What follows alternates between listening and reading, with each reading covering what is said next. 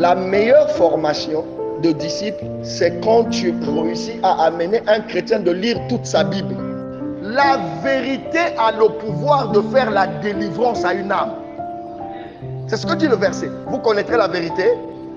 Nous avons plus la foi dans l'imposition.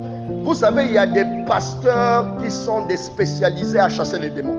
Et les âmes croient en la puissance de ces pasteurs-là, plus que le verset qui dit que vous connaîtrez la vérité. Le diable a réussi à voler la victoire des chrétiens en les amenant à ne pas lire la Bible.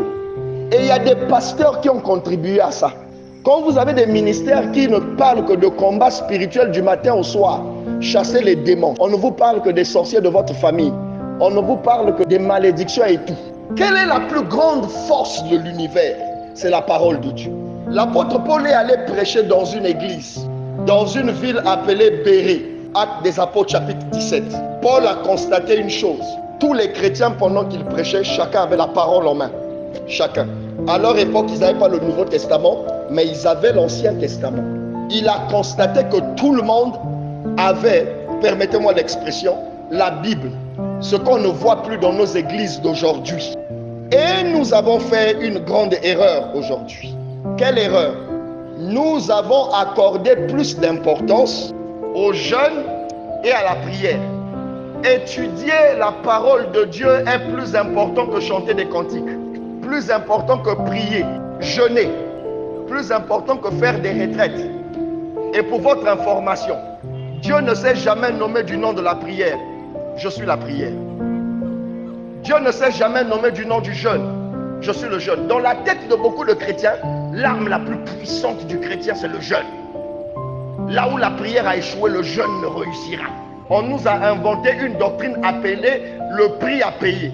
Vous savez, le prix à payer, ce n'est que les pasteurs qui prêchent ça. La Bible ne prêche pas ça. La Bible ne prêche pas le prix à payer.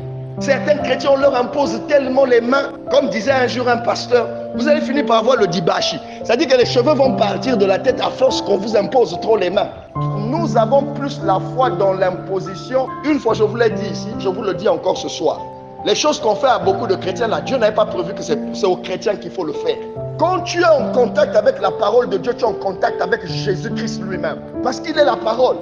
La vérité a le pouvoir de faire la délivrance à une âme. Avoir la révélation de la parole de Dieu, la malédiction s'arrête. Les démons te quittent. Les oppressions sont terminées. Goshen était en pleine Égypte, n'est-ce pas? Mais c'était le territoire des enfants d'Israël. Et quand les malheurs, quand les plaies tombaient sur toute l'Égypte, c'était sur toute l'Égypte, sauf sur Goshen. Je parle à quelqu'un. Amen. Tu sais comment tu vas vivre ces choses dans ta vie? Écoutez-moi, que personne ne vous raconte la parole, allez la lire vous-même. Étudier la parole de Dieu est plus important que faire des retraites. La Bible dit, vous connaîtrez la vérité